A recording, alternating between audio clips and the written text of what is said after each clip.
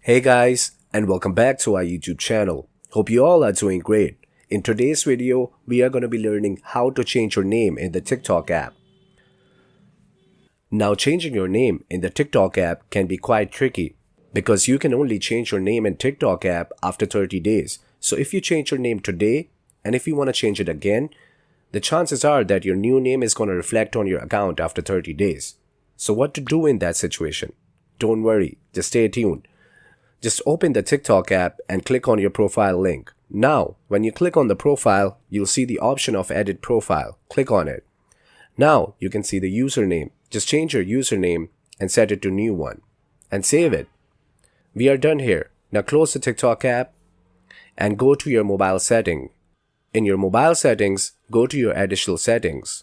You'll see the time and date. In the time and date section, you will have to turn off automated time and select it to manual. Now you have to select the date and time of after 30 days.